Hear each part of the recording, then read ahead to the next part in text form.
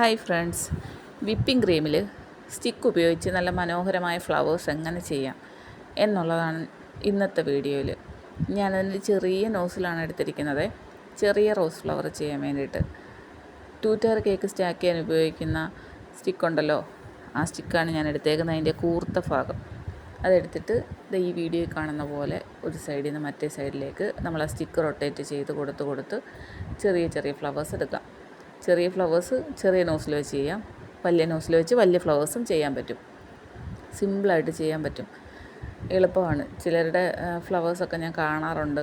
അത് എൻ്റെ ഫ്ലവർ അത്ര പെർഫെക്റ്റാണെന്നല്ല, എന്നാലും കാണുമ്പോൾ ഒരു ഭംഗിയാണ്. ചില ഫ്ലവേഴ്സ് കണ്ടാൽ നല്ല ഭംഗി തോന്നും ചില കളറിൽ.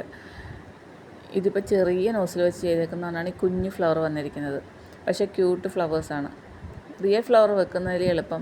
ചിലപ്പോൾ റിയൽ ഫ്ലവർ മേടിക്കുമ്പോൾ സമയം കിട്ടാത്ത അവസരങ്ങളാണെങ്കിൽ നമുക്ക് ഈ വിപ്പിംഗ് ക്രീം വെച്ചിട്ടുള്ള ഫ്ലവർ വെച്ചിട്ട് അഡ്ജസ്റ്റ് ചെയ്യാൻ പറ്റും. എന്തായാലും എല്ലാവർക്കും ചെയ്ത് നോക്കാൻ പറ്റും. ഈ സ്റ്റിക്ക് നമ്മൾ റൊട്ടേറ്റ് ചെയ്ത് കൊടുത്താൽ മാത്രം മതി. ക്രീം അതിനനുസരിച്ച് ഈ വീഡിയോ കാണിച്ചിരിക്കുന്ന പോലെ താഴേന്ന് മേളിലോട്ട് വന്ന് താഴോട്ട് അങ്ങനെ കൊടുത്താൽ മതി.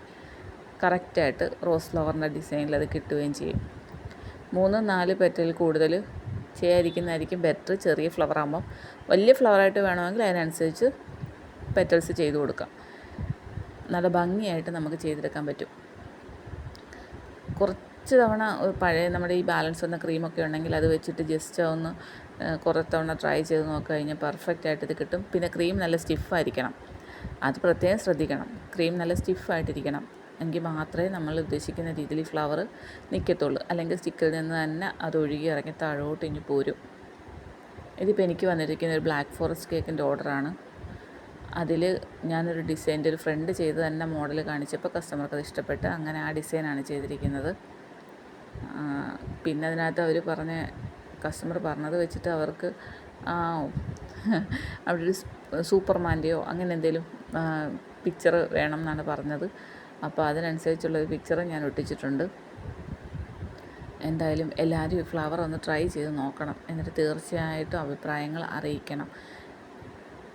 ചോക്ലേറ്റ് ഗനാഷ് നല്ല സ്റ്റിക്കായിട്ടിരുന്നതുകൊണ്ട് തിക്കായിട്ടും അത് നല്ല സ്റ്റിക്കി ആയിട്ട് അവിടെ തന്നെ ഇരുന്നുകൊണ്ടും ഞാൻ പിന്നെ ആദ്യം ക്രീമൊന്നും ചോക്ലേറ്റിന് പുറത്ത് ചെയ്യാതെ നേരിട്ട് ഫ്ലവർ വെച്ച് കൊടുത്തത്. ഡെക്കറേഷൻ വർക്കൊക്കെ പെട്ടെന്ന് ഫിനിഷായി. ഫ്ലവേഴ്സിൻ്റെ ഡിസൈൻ മാത്രമേ ഉള്ളായിരുന്നുകൊണ്ട് പെട്ടെന്ന് ഡിസൈൻ വർക്കെല്ലാം കംപ്ലീറ്റ് ചെയ്യാൻ പറ്റി. അങ്ങനെ കേക്ക് ഫിനിഷായിട്ടുണ്ട്. കസ്റ്റമർക്ക് ഇഷ്ടപ്പെട്ടു. അവർ തന്ന പോലെ തന്നെ ചെയ്തു കൊടുക്കാൻ പറ്റി എന്നാണ് എൻ്റെ വിശ്വാസം.